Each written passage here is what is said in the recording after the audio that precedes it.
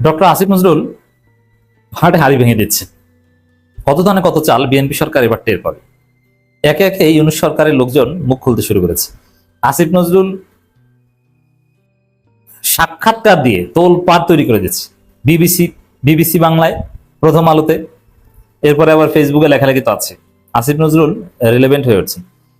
দেখেন, আসিফ নজরুল্লাহ গভীর জালের মাছ। এই আসিফ নজরুল একসময় ঘাতক দালাল নির্মূল কমিটি ছিলেন, শাহরিয়ার কবিরের লোক ছিলেন, অধ্যাপক গোলাম আজমের প্রতীকী ফাঁসি দিয়েছেন। সেই আসিফ নজরুল একটা পর্যায়ে এসে গোলাম আজমের প্রশংসা করেন এবং জামাতের প্রশংসায় পঞ্চমুখ। এরা কতটা গভীর জলের মাছ এটার মাধ্যমে বোঝা যায়। দর্শক, এই আসিফ নজরুল আওয়ামী লীগের বিরুদ্ধে সোচ্চার ছিলেন এবং এই ছাত্র শক্তি যাদের নেতৃত্বে বেসিক্যালি আমাদের 24-এর বিপ্লব হয়েছে, এই ছাত্র শক্তিকে প্যাট্রোনাইজ করতেন আসিফ নজরুল। এবং কে উপদেষ্টা হবে কি, এগুলো ঠিক করা, এবং শিক্ষার্থীরা একটা সময় আসিফ নজরুলের উপর সিরিয়াসলি নির্ভর করতেন। স্যার আপনি যা বলেন, স্যার কি করা যায়, স্যার কি করা যায়, আসিফ নজরুল বুদ্ধি দিতেন।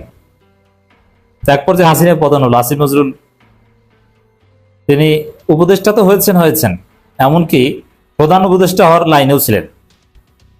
অতএব আসিফ নজরুল ছোটখাটো কিছু না, এবং আসিফ নজরুল কিন্তু পালায়নি এবং পালাবে না। আসিফ নজরুলের শেকড় বাংলাদেশে কতটা গভীর আমি একটু বুঝাই আপনাদেরকে। এরা কারা? এরা হচ্ছে ওই যে প্রথম আলো ডেইলি স্টার, রেজিম যায় রেজিম আসে, বিএনপি জামাত আসে যায়, আওয়ামী লীগ পালায়, কিন্তু প্রথম আলোর কিছু হয় না। প্রথম আলো এমন শক্তি, জামাতকে ধুয়ে দেয় প্রথম আলো ডেইলি স্টার, জামাতকে রাজাকার, স্বাধীনতা বিরোধী, হত্যাযোগ্য করে তোলে, জামাতকে হত্যা করার ন্যারেটিভ উৎপাদন করে এই প্রথম আলো, আর জামাত সেই প্রথম আলোর পক্ষে কান্নাকাটি করে। তাহলে বুঝেন যে প্রথম আলোর পাওয়ারটা কি। এই প্রথম আলোতে যারা আগুন দেয়, পিনাকি ভট্টাচার্য ধানমন্ডি 32 জয় বাংলা করে দিতে পেরেছেন, কিন্তু প্রথম আলোর দিকে চোখ তুলে তাকিয়েছে যারা, তাদেরও শাস্তি হয়েছে, তারাও গ্রেপ্তার হয়েছে। এই প্রথম আলো ডেইলি স্টার ভারতের দালালি করেছে, আধিপত্যবাদের দালালি করেছে, যা ইচ্ছা তা করেছে, তাদের স্বতন্ত্র রাজনীতি আছে, ছিল, 111 ঘটিয়েছে, কিন্তু তারপরও প্রথম আলোকে কেউ কিছু করতে পারছে না। 111-এ কুশীলভরা গ্রেপ্তার হচ্ছে, কিন্তু এই মতিউর রহমান এবং মাহফুজা নামের কিচ্ছু হবে না। রাষ্ট্রে, এটা দুঃখজনক কিন্তু এটা বাস্তবতা, রাষ্ট্রে কিছু কিছু অর্গান আছে, উপাদান আছে, যাদেরকে কেউ কিছু করতে পারে না। জামাত ক্ষমতায় আসলেও ওই প্রথম আলোকে আব্বা আব্বা বলে ফুল দিয়ে আসতে হবে।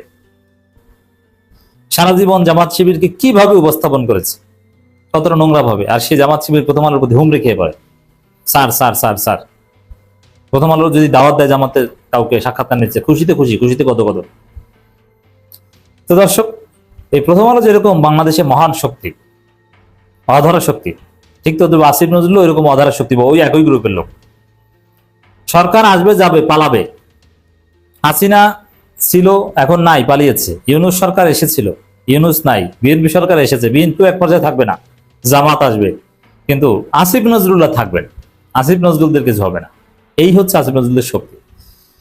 এই আসিফ নজরুল তিনি বিএনপি সরকার যে প্রতারণা করছে, এবং ইউনূস সরকার তাকে না জানিয়ে কোন জায়গায় কি প্রতারণা করেছে সব খোলামেলা আলোচনা শুরু করেছে।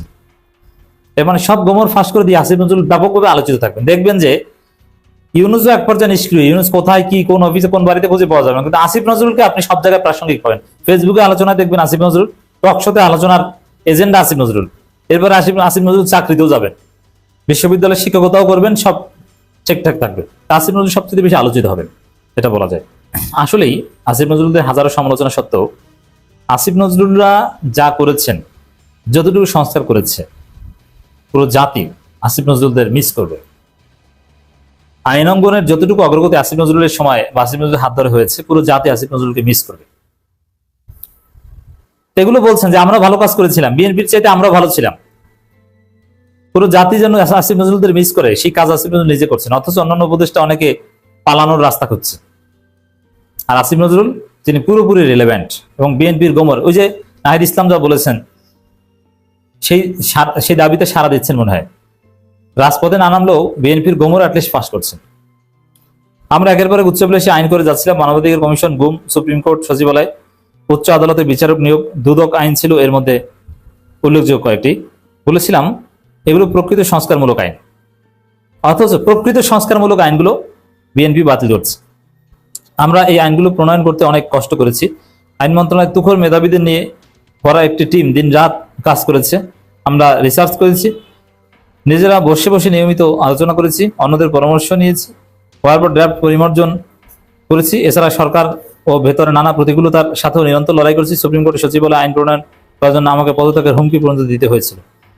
এর মানে এই রাষ্ট্রের বিভিন্ন অর্গান রয়েছে যারা সংস্কার কিংবা ভালো কাজ, কারণ সংস্কার না হলে পুরনো বন্দোবস্তের মধ্যেই তাদের ধান্দা, এগুলোকে অনেকে বাধা দেয়, অনেকে সরকারকে ভালো কাজ করতে দেয় না। কিন্তু তারপরও মানে আমলাতান্ত্রিক যে জটিলতা, সিভিল মিলিটারি ব্যুরোক্রেসির যে বাধা, সবকিছু অতিক্রম করে ইউনূস সরকার অনেক ভালো ভালো কাজ করেছে, কিন্তু এখন এখন সেটা আবার আটকে দেওয়া হচ্ছে। তা আসিফ নজরুল এগুলো সব গোমর ফাঁস করে দিয়েছেন। আমাদের এত কষ্ট বৃথা যাবে না বলে বিশ্বাস করি।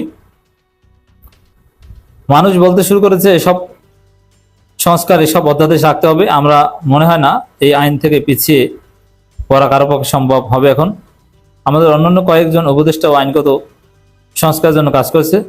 রাজস্ব, আর্থিক ব্যবস্থাপনা, তথ্য প্রযুক্তি ও পরিবেশ বিষয়ে ভালো কিছু অধ্যাদেশ হয়েছে। আশা করি আমরা এসব বিষয়ে আইন রক্ষার বিষয়ে সচেতন থাকব।